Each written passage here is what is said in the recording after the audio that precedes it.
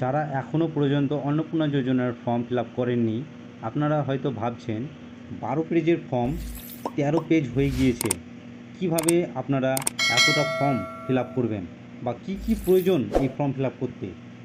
তাইলে আপনাদের জন্য এই ভিডিওটা, আপনারা সম্পূর্ণ ভিডিও দেখুন আর খুব সহজেই ফর্ম ফিল আপ করার প্রসেস আপনারা পেয়ে যাবেন।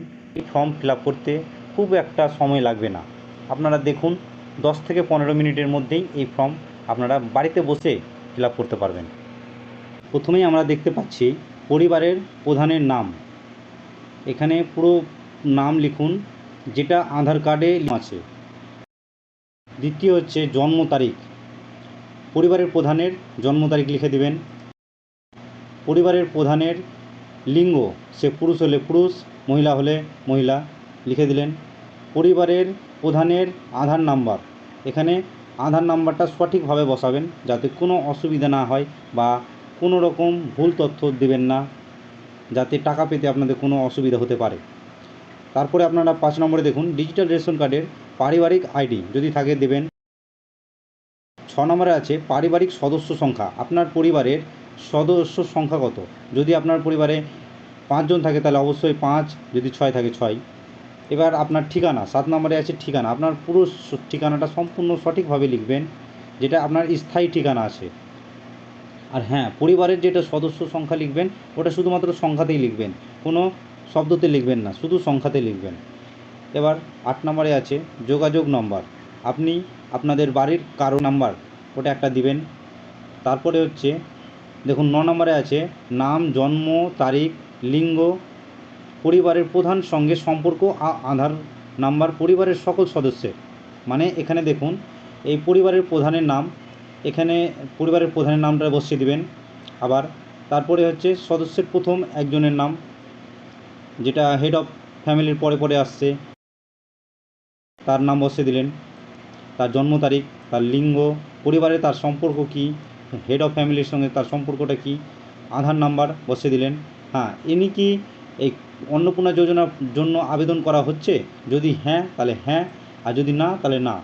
যদি ইনি মহিলা হন তাহলে অবশ্যই হ্যাঁ হবে, আর যদি এই হেড অফ ফ্যামিলি পুরুষ হন তাহলে এটা কোনো কিছু করা দরকার নেই। যদি মহিলা হয়ে থাকে তাহলে অবশ্যই হ্যাঁ দেবেন।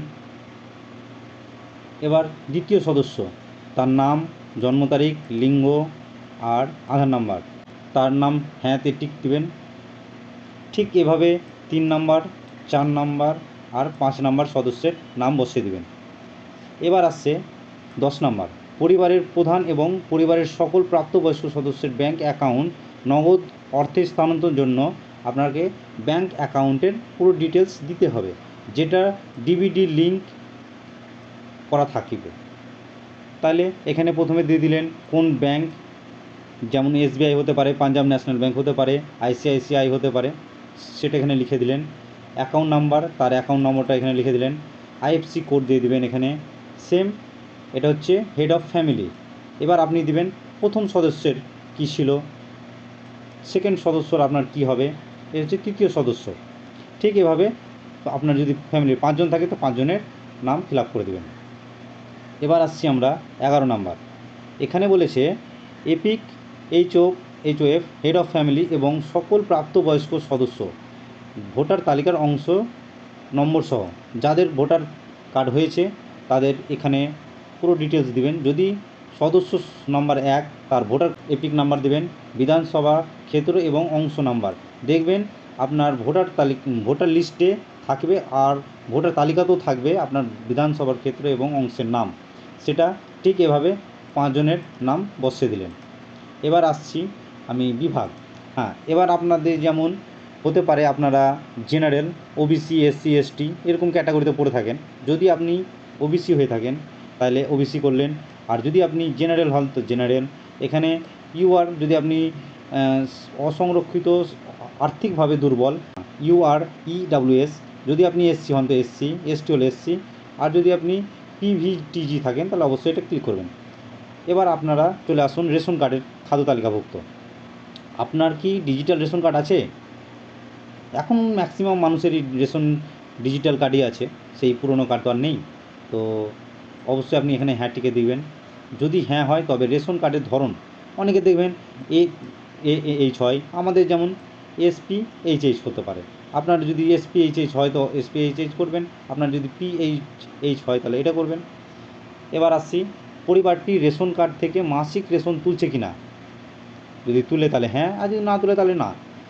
বাড়ির ধরন, আপনার বাড়িতে কি 3 বা তারও বেশি পাকা ঘর রয়েছে? যদি হ্যাঁ তাহলে হ্যাঁ, আর নাইলে না, আমার নাই। পারিবারিক জমির মালিকানা, আপনাদের যে হেড অফ ফ্যামিলি বা এদের মধ্যে সবার যে নামগুলো দিয়েছেন তাদের মধ্যে কেউ কি ওই জমির মালিকানা আছে? যদি থাকে অবশ্যই হ্যাঁ দিলেন হ্যাঁ। পরিবারের সকল সদস্যের মোট জমির পরিমাণ, এখানে আপনাকে শতকে বসাতে হবে। আপনার সেই তথ্য পেয়ে নেবেন আপনার দলিলে অথবা রেকর্ড পরিচিতে এইসব লেখা থাকে, ওখান থেকে আপনি এটা পেয়ে নেবেন। তারপরে বলেছে যানবাহন, আপনি অথবা পরিবারের কোনো সদস্য কি অবাণিজ্যিক মোটর চালিত 4 চাকার গাড়ি আছে? মানে আপনাদের বাড়িতে কি 4 চাকার কোনো গাড়ি আছে? যদি থাকে তাহলে হ্যাঁ করবেন, আমার নাই তাই আমি না করলাম। যদি হ্যাঁ হয় তবে গাড়ির সংখ্যা উল্লেখ করুন। গাড়ির একটা নাম্বার হয়, ওই নম্বরটি আপনি দিতে হবে, গাড়ির রেজিস্ট্রেশন নম্বর দিতে হবে। গাড়ির জিপ ট্রাক অন্তর্ভুক্ত করুন। যদি আপনার ট্রাক থাকে, গাড়ি থাকে, সেটা কী ধরনের গাড়ি হতে পারে, জিপ, ট্রাক্টর, হ্যাঁ অন্তর্ভুক্ত, তাহলে আপনি এখানে ওটা মডেল নাম্বারটা দেবেন। তারপরে আসছি, পারিবারিক ভিত্তিক সদস্যদের স্বাস্থ্য বিমা, আপনার কি কোনো রকমভাবে স্বাস্থ্য বিমা করা আছে? যদি থাকে তাহলে এগুলো আপনি দিবেন। যদি হ্যাঁ করেন তাইলে আপনাকে প্রত্যেকটা জিনিসের দিতে হবে। যদি আমার নেই তাহলে না, আবার আর কিছু করতে হবে না। যদি হ্যাঁ, তাহলে এখানে হ্যাঁ টিক করার পরে আপনাকে হেড অফ ফ্যামিলির সেটা কী ধরনের বিমা করেছেন, সরকারি না বেসরকারি? যদি সরকারি হয় তাহলে এখানে সরকারি দিলেন। বিমার অঙ্ক কত, আপনার কত করেছেন, 1 লাখ টাকা, 50,000 টাকা, 20,000 টাকা, কীরকম অঙ্কের আপনি বিমা করেছেন সেটা আপনি এখানে বিবরণ দিবেন। এরকমভাবে পুরোটাই সেম, 5 জনেরই একই রকমভাবে বসাতে হবে। এবার আসছি আমরা, কোনো সদস্যর কি আয়কর বা পেশাগত কর প্রদান করেন? মানে আপনার যদি কারোর বেশি ইনকাম হয় তাহলে তাকে ইনকাম ট্যাক্স বা ট্যাক্স পে করতে হয়। হ্যাঁ, তো যদি করে থাকেন তাহলে অবশ্যই হ্যাঁ করবেন, তাহলে আপনার যদি না থাকে তাহলে অবশ্যই নাই ক্লিক করবেন। এবার হচ্ছে পরিবারের সদস্যদের প্যান কার্ড, এখানে আপনাদের প্রত্যেকের প্যান কার্ড কিন্তু অবশ্যই দরকার পড়বে। যদি থাকে মানে কি এখানে থাকবে, যদি না থাকে তাহলে না দেবেন, অনেকের হয় না, তো বয়সের ক্ষেত্রে অনেকের হয় না। তো যাদের যাদের নাম আছে প্রত্যেকের দেবেন। এটা হচ্ছে ফ্যামিলির প্রধানের নাম্বার, হেড অফ ফ্যামিলি, এখানে তার নাম্বার, তার নাম বসাবেন আর তার প্যান নাম্বার, যেটা আপনার প্যান কার্ডে নাম আছে সেই নামটাই কিন্তু এখানে বসাবেন, আর প্যান নাম্বারটা সেম। সদস্য 1-এর যা নাম ছিল তার নাম বসাবেন, প্যান নাম্বার বসাবেন। সদস্য 2-এর নাম, প্যান নাম্বার সেম। তৃতীয় জনের, চতুর্থ জনের ও পঞ্চম জনেরও বসিয়ে দেবেন। এবার আসছি আমরা কর্মসংস্থানের ধরন। হ্যাঁ, যদি আপনারা সরকারি চাকরি করে থাকেন তাহলে সরকারিতে ক্লিক করবেন, বেসরকারি হলে বেসরকারি। যদি ব্যবসা বাণিজ্য করে থাকেন তাহলে এখানে টিক করবেন। আংশিক সময়ের কর্মরত মানে পার্ট টাইম জব করে থাকেন তাহলে এটা করবেন। পরিযায়ী শ্রমিক হলে দিবেন, বেকার হলে দেবেন, যদি আপনি বেকার হন তাহলে বেকার। এটা হচ্ছে পরিবারের হেড হবে, এটা হচ্ছে পরিবারের প্রধানের। এবার হচ্ছে পরিবারের সদস্যের 1 নম্বর যে সদস্য ছিল সে কী করেন, সে কি বেকার? যদি বেকার হয় তাহলে বেকার, বা যদি কেউ পার্ট টাইম জবও করে থাকেন তাহলে এটা বসাবেন। সেম প্রসেসে দ্বিতীয় নম্বরে বসিয়ে দেবেন। যদি বাচ্চা হয় সে অবশ্যই বেকারই হবে। সেম এভাবে আপনি 5 জনের পুরো তথ্য দিয়ে দিবেন। এবার আসছি আমরা পরিবারের শিক্ষিত প্রাপ্তবয়স্কদের সংখ্যা। আপনার পরিবারের ধরুন 5 জন আছেন, 5 জনের মধ্যে শিক্ষিত হচ্ছে হয়তো 2 জন, বাকি 3 জন হচ্ছে অশিক্ষিত, কাউন্ট করে নেবেন, দেখে নেবেন ওটা। পরিবারের সকল শিক্ষিত প্রাপ্তবয়স্ক সদস্যের সর্বোচ্চ শিক্ষাগত যোগ্যতা প্রদান করুন। হ্যাঁ, এবার বলেছে হেড অফ ফ্যামিলির যদি পরিবারের প্রধান ওর শিক্ষিত হয় তাহলে শিক্ষিততে টিক করবেন। যদি শিক্ষিত হন তাহলে সর্বোচ্চ শিক্ষা যোগ্যতা কত সেটা এখানে উল্লেখ করবেন, আর অশিক্ষিত হলে সেটা লাগবে না। সেম 1 নম্বর, 2 নম্বর, 3 নম্বর, এখানে 4 নম্বর, 5 নম্বর, এদের সকলের সেই মানে একইভাবে ডিটেলস দিয়ে দেবেন। এবার আসছি, কোনো সদস্য কি কোনো সাংবিধানিক পদ, মন্ত্রী, সাংসদ, বিধায়ক, পৌর স্থানীয় সংস্থা এবং পঞ্চায়েত সংস্থার প্রাক্তন বর্তমান ধারক, ধরুন আপনাদের বাড়ির সদস্যের মধ্যে কেউ যদি কোনো রকমভাবে কোনো নেতা মন্ত্রীর মতো হয়ে থাকেন, যদি কোনো রকম বিধায়ক হয়ে থাকেন, পঞ্চায়েত সংস্থার কর্মী হয়ে থাকেন, তাইলে যদি থাকেন তাহলে হ্যাঁ, যদি না থাকেন তাহলে না দেবেন। যিনি এই পদে রয়েছেন তার সদস্য নাম্বার অবশ্যই দেখবেন, বিধায়ক এদের সবারের একটা বা সদস্য নাম্বার থাকে, ওই সদস্য নাম্বার থাকলে দিবেন। কোনো সদস্য কি সরকারি পেনশনভোগী? ধরুন আপনাদের 5 জনের মধ্যে কেউ যদি সরকারের পেনশন পান তাহলে হ্যাঁ করবেন, যদি না পান তাহলে না করবেন। যিনি সরকারি পেনশনভোগী তার সদস্য সংখ্যা। তারপরে আসছি, কোনো সদস্য কি জিএসটি অধীনে নিবন্ধিত আছেন? বেশিরভাগ জিএসটি তাদের হয় যাদের ব্যবসা বড় হয়, তাদেরকে এটা জিএসটি দিতে হয়। যদি থাকে তো জিএসটি নাম্বারটা এখানে আপনি বসিয়ে দেবেন। পরিবারের মোট বার্ষিক আয় কত?